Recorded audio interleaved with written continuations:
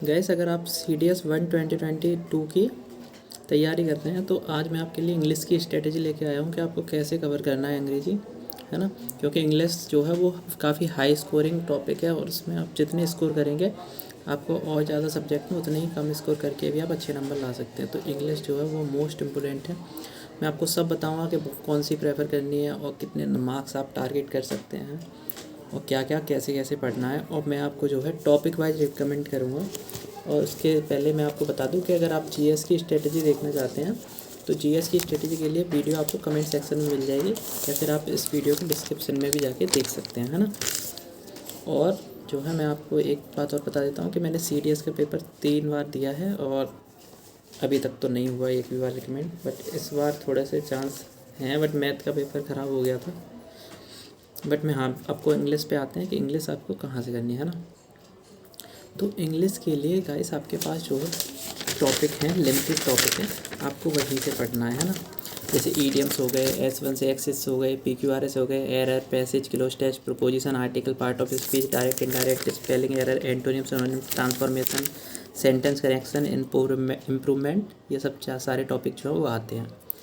तो फिर मैं आपको बताऊँगा कि सबसे पहले तो आप कोई भी कंपटीशन लेवल की एक बुक, एनी बुक, आप उसे रिकमेंड कर सकते हैं। और मैं जो है VK सिन्हा पढ़ रहा हूँ और ये काफ़ी अच्छी बुक है ना।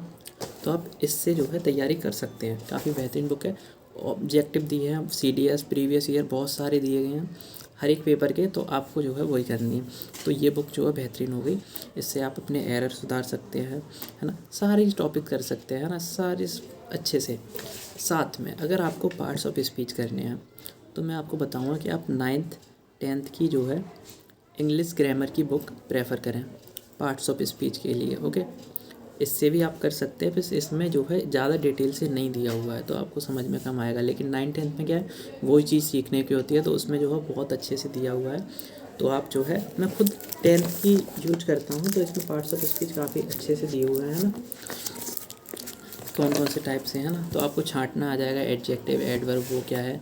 और अगर आप 10th की से समझने में नाकाम हो रहे हैं या फिर आपको दिक्कत आ रही है तो आप क्लास 6 7th 8th जो है तीनों क्लास का पढ़ लीजिए। सब में noun, pronoun, adjective, adverb, verb सब में यही दिया हुआ है ना। थोड़ा सा लेवल आगे ऊपर नीचे हो जाता है बट आप 6 7th 8th कर लेंगे आपको कहीं नहीं जाएगा पार्ट्स ऑफ स्पीच का क्वेश्चन, है ना।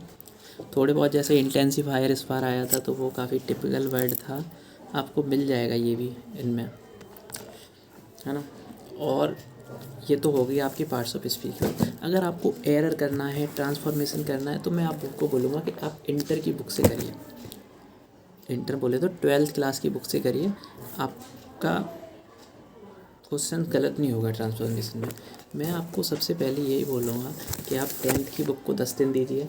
10 दिन में आपको बहुत ज़्यादा हो गए, 10 दिन मैंने बहुत ज़्यादा बता दिए, आप इसे 5-6 दिन में भी कर सकते हैं ना। तो आपको इसमें करना क्या है, वो हिंदी टू इंग्लिश तो करना नहीं है, बनाना नहीं है। 5-6 एक वीक में हो जाएगी, 1 वीक में ये हो जाएगी। और इसमें आपको डायरेक्ट इनडायरेक्ट पढ़िए, पैसिव वॉइस पढ़िए, ट्रांसफॉर्मेशन, इसमें सिंटेक्स दी है, सिंटेक्स मतलब एरर, वही एरर फाइंड करना। तो आप जो है इंग्लिश ग्रामर इससे कर सकते हैं। जब आप इन दोनों को बुक को पढ़ लें उसके बाद आप वो VK सिन्हा पे जाइए, जो इंग्लिश परफेक्ट की जो बुक है, आप इसे कर सकते हैं। मैं आपको, है ना। तो जब आप इन सब से कर सकते हैं, ओके, अगर आपने इतना कर लिया ना, इंग्लिश में आपके मार्क्स जो हैं वो बहुत ज़्यादा आ जाएंगे। और इंग्लिश में आपका टारगेट जो है वो मिनिमम मेरे अकॉर्डिंग 80+ तो रहना ही चाहिए, है ना। जो लोग OTA की तैयारी कर रहे हैं 80 इसमें लाएंगे और 35 भी उसमें ला सकते हैं, 30 to 35 GS में, तो उनका भी रिकमेंड हो जाएगा, कोई दिक्कत नहीं आएगी, है ना। वैसे कई लोगों के इंग्लिश में जो है 90 के अक्रॉस भी नंबर आ जाते हैं, है ना, आसपास। उसके बाद आप ये बुक जो है ऑब्जेक्टिव के लिए कर सकते हैं, मतलब आपने सारा पढ़ लिया है उसके बाद ऑब्जेक्टिव क्वेश्चन आपको लगाने हैं, तब ये है अरिहंत की, है ना। ऑब्जेक्टिव जनरल इंग्लिश नाम ही है ऑब्जेक्टिव, है ना। तो ये अरिहंत की है, आपको इसमें से मिल जाएंगे। बट ये बुक ना बैंक वगैरह के लिए भी है, तो आप लिखा है SSC CDS NDA सबके लिए, बट बैंक के क्वेश्चन भी बहुत ज़्यादा मात्रा में दिए हुए हैं CDS NDA की अपेक्षा। तो ये बुक आप छोड़ सकते हैं। वो परफेक्ट इंग्लिश की जो बुक है वो एकदम मस्त है, मैं आपको बता रहा हूँ टॉपिक वाइज आपको कहाँ से करना है ना। बात आती है एंटोनिम सिनोनिम्स की, ये दिक्कत देते हैं। तो एंटोनिम सिनोनिम्स जो है वो आप अपनी वोकेबलरी अच्छा कीजिए, है ना। जाहिर सी बात है, अच्छा कीजिए, वर्ड्स लर्न करने की कोशिश कीजिए, जो चीज़ पसंद है वो करिए। अंग्रेजी में जो भी चीज़ पढ़ रहे हैं एंटोनिम सिनोनिम्स के लिए आपको एंटोनिम सिनोनिम्स अलग से नहीं करने हैं। आप इंग्लिश जो पढ़ रहे हैं उसी में जो वर्ड आ रहे हैं उनका ही अगर मीनिंग जान जाएंगे तो एंटोनिम सिनोनिम्स के लिए ज़्यादा कुछ मेहनत करने की नहीं पड़ेगी, है ना। उसके बाद बुक्स तो बहुत सारी है, ये मेड जी की जनरल इंग्लिश बुक है, इसमें कुछ एडवांस लेवल के टॉपिक दिए हैं, पैरेललिज्म वगैरह और रूट वर्ड से कैसे वोकैबुलरी करनी चाहिए। तो आपको इतना सब कुछ नहीं करना है। मैं इनके चक्कर में बहुत ज़्यादा पढ़ा था, बट अब नहीं, है ना, गलती नहीं करनी है जो मैंने करी है। ओके, तो इंग्लिश में आप इतना ही सब कुछ कर सकते हैं। और आपका अगर कोई क्वेश्चंस है इंग्लिश से रिलेटेड तो आप नीचे कमेंट सेक्शन में पूछ सकते हैं, मैं सारे क्वेश्चंस का रिप्लाई जो है लगभग कर ही देता हूँ। और इंग्लिश के लिए बस इतना ही। वीडियो पसंद आई हो तो लाइक करिए। टारगेट मैंने आपको बता दिया है कितना रखना है, 80+ रखना है ना। और बुक आपको कौन सी 9th 10th की पढ़ सकते हैं आप। अगर वो भी से दिक्कत आ रही तो 6th 7th 8th की।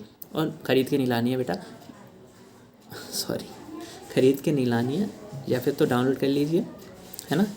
लिंक से कहीं से भी मिल जाएगा आपको, गूगल से। यार गूगल बहुत ज़्यादा हेल्प करेगा आपका। हाँ, और एक चीज़ बताना भूल गया, इंग्लिश जो है अगर आपको टीचर को फॉलो करना है तो आप ज़रूर कर सकते हैं, है ना। और CDS के लिए पेड कोर्स ख़रीदने की कोशिश ना भी करेंगे तो भी काम चल जाएगा, है ना। और कुछ नहीं है, कोई टीचर आप एक फ़ॉलो कर सकते हैं इंग्लिश का अच्छा था। बट मेरा मानना ये है ना, टीचर लोग टाइम ज़्यादा बर्बाद करते हैं। सिखाते हैं वो चीज़, ऐसा नहीं है नहीं सिखाते हैं, सिखाते हैं, बट वो लोग टाइम ज़्यादा वेस्ट कर देते हैं। 1 घंटे में बहुत ज़्यादा चीज़ें नहीं सिखा पाते। तो आप टीचर पे भरोसा ना करके खुद पे ज़्यादा भरोसा करिए। बट फिर भी आपको अगर अंग्रेज़ी पढ़नी है तो मैं आपको CDS के लिए कोई टीचर रिकमेंड नहीं करूँगा। बट हाँ, आप जो है संतोष सर SSC अड्डा पे मतलब अड्डा के टीचर हैं संतोष सर, बैंक के टीचर हैं ना, अड्डा 247 पे पढ़ाते हैं और अच्छे टीचर हैं। इंग्लिश आप उनसे पढ़ सकते हैं, है ना जी।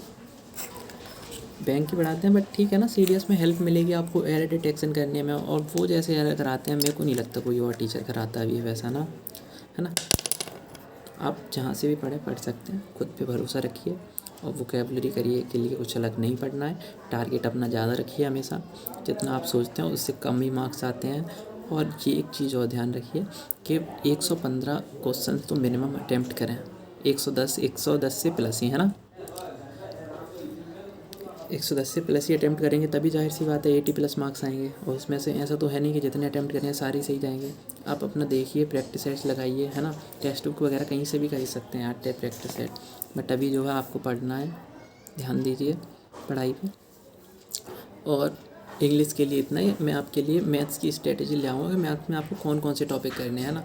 और इंग्लिश का प्रीवियस ईयर का ट्रेंड जानिए कि क्या क्या आ रहा है ना। जैसे डायरेक्ट इनडायरेक्ट नहीं आते हैं, बट फिर भी आप पढ़ के जाइए क्योंकि आ सकते हैं, है ना। और अभी बहुत ज़्यादा टाइम है, तो आप जो है छोड़ना नहीं चाहिए कुछ भी चीज़, एक्टिव ऐसे। अब मान लीजिए डायरेक्ट इनडायरेक्ट आप पढ़ते हैं तो उससे आपको कोई नुकसान तो हो नहीं रहा है। आप डायरेक्ट इनडायरेक्ट पढ़ रहे हैं और वो नहीं आते हैं तो बट आप एरर तो लगाना सीख जाएंगे ना। डायरेक्ट इनडायरेक्ट से रिलेटेड कोई भी होगा कि पास्ट में सेंटेंस है तो पास्ट में ही एरर बनेगा, है ना। तो ये सब चीज़ें आपको एरर में भी सिखाई जाएंगी, डायरेक्ट इनडायरेक्ट में। बट मैं आपसे यही बोलूँगा, पहले 6 7 8 करिए, मुश्किल से 6 दिन में तीनों हो जाएंगी। और 7 दिन आपको दे दीजिए उसको 10th वाली को। 7 दिन मैंने बहुत ज़्यादा बता दिया, आपको 7 दिन नहीं लगने चाहिए। और 4-5 दिन में 1 वीक में आप जो है 12th कह सकते हैं। तो 21 दिन आप दे सकते हैं इन सबको। उसके बाद अगर आप परफेक्ट करेंगे ना, आपको इतना ईजी लगेगा, इतना ईजी लगेगा पूछो मत। मतलब आपको सारी चीज़ें समझ में आएंगी। 9th 10th में क्या है, डिटेल में दिया होता है, और उसमें जो है उसमें भी डिटेल में दिया हुआ है, ऐसी कोई बात नहीं है। बट फिर भी आपको मज़ा ही आएगा। बहुत ज़्यादा लैंग्वेज की जगह आपको छोटी छोटी लैंग्वेज मिलेगी ना तो आपको अच्छा लगेगा। और संतोष सर जो बहुत बढ़िया पढ़ाते हैं मैं उनसे पढ़ा हुआ हूँ, बट मैंने जो है लास्ट टाइम पढ़ा था, है ना, 1 महीने में। तो उन्होंने जितना सिखाया था उससे एरर की क्वेश्चंस तो कम से कम मेरे 5 सही हो गए थे, है ना। उनके पढ़ाई में से ही आए थे, क्योंकि एरर में जो है रटता था। मैं सोचता था इसके बाद क्या, ये कैसे याद कर सकते हैं, बट नहीं, वो याद करा देंगे, उन कोई टेंशन नहीं है। आप रिवीजन भी करते रहिए साथ ही साथ में, है ना। Good bye. वीडियो पसंद आई तो लाइक करें और चैनल को सब्सक्राइब भी कर सकते हैं। CDS से रिलेटेड आपके लिए वीडियो आती रहेंगी। बाय।